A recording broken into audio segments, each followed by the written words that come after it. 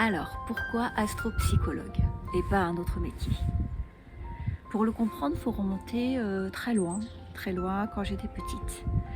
Euh, on doit être dans les années 80, un petit peu plus, entre 80 et 90. Et en fait, quand j'étais petite, ma mère, elle préparait le repas pour ses trois filles. Et ensuite, elle nous envoyait dans notre chambre et puis on partait jouer. Et elle restait dans la cuisine à boire son café tranquillement et elle lisait sa revue, un magazine féminin, Actuel, je crois que ça s'appelait à l'époque. Puis un jour, je reviens dans la cuisine, je ne sais pas pourquoi faire, et je la surprends en train de lire. Ouais, c'est pas vraiment le fait qu'elle lise qui me surprenne, mais en fait, elle avait des feuilles A4 agrafées dans un coin, des pages blanches. Bon, je me demandais ce que c'était, alors je lui demande, je dis maman, qu'est-ce que tu lis? Et elle me répond, ah, c'est rien, c'est mon thème astral que j'ai reçu à midi. Bon, bon, j'ai un peu moins de 10 ans, mon thème astral que j'ai reçu à midi, je comprends rien. Je dois boire un verre et puis je pense que je suis retournée dans ma chambre pour jouer avec mes sœurs. Et puis les jours sont passés et puis ce tas de feuilles blanches était tout le temps là, à vue d'œil, posé dans un coin de la cuisine. Et un jour, j'ai décidé qu'il fallait soit le jeter à la poubelle, soit... Enfin bon, ça traînait, j'aimais pas quand les choses traînaient de partout. Donc je le prends et puis je lis son contenu du haut de mes presque 10 ans, je pense, bon, avec une lecture un peu médiocre. Et là, je vois une carte avec un cercle au milieu, des symboles, des symboles un peu partout, des hiéroglyphes avec des traits au milieu. Et là, j'ai le visage qui s'illumine, qui s'écarquille. Je me rappelle de l'émotion plus que du contenu. Et là, je me dis, ah là là, c'est une carte au trésor. Une carte au trésor, oui. Alors à l'époque, on est fan de la carte au trésor. Ça passe, je crois, à la télé. On est fan des Goonies. Les Goonies, l'histoire au cinéma m'avait tellement imprégné, les personnages et l'histoire de cette carte m'avait tellement imprégné. Enfin, en tout cas, les enfants étaient à fond dans ce côté carte au trésor. Et donc, j'avais décidé que là, sous les yeux, j'avais une carte au trésor. Et c'est là où l'aventure de l'astrologie a commencé pour moi. Et puis les années sont passées, même si ça parlait souvent d'astrologie à la maison quand ma mère recevait ses copines, même si François Mitterrand se faisait conseiller par Elisabeth Tessier qui a révolutionné l'astrologie en France à ce moment-là. Euh, les années sont passées et j'ai très vite compris que j'en ferais pas forcément un métier. Donc arrive le moment où j'ai le bac en main. Le bac, c'est pas un métier et il faut que je trouve ma voie. Je sais pas trop quoi faire. Je décide de m'inscrire en fac de droit. Bon, ça avait l'air de faire la fierté de mes parents, alors je me suis inscrite en fac de droit et puis finalement j'ai fait un BTS. Enfin, de toute façon, c'était l'âge où commençaient les premiers amours. Et j'étais beaucoup plus intéressée par vivre mes histoires d'amour que par étudier. Donc au bout de 2 ans, mon BTS en poche, je suis très motivée pour travailler. J'intègre un laboratoire pharmaceutique en tant qu'assistante de direction et puis avec mon premier salaire, je m'installe avec mon copain dans mon premier appartement. J'ai 20 ans à ce moment-là. En fait, cette première histoire d'amour n'était que le début de toutes les autres histoires que j'allais vivre par la suite. J'aimais les hommes qui avaient un passé compliqué. C'était plutôt des hommes qui avaient soit perdu leur père lorsqu'ils étaient jeunes, soit qu'ils ne parlaient plus avec leur père depuis de nombreuses années. Il y avait souvent de la violence, en tout cas verbale, parfois physique. Il y avait beaucoup de torture, beaucoup d'infidélité. C'était des histoires compliquées, des relations toxiques. Moi pour eux, eux pour moi.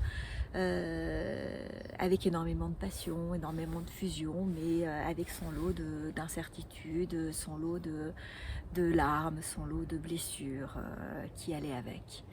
Et en fait, très triste, oui, mais ça a vraiment marqué, toutes ces histoires ont vraiment marqué mon intérêt pour la psychologie.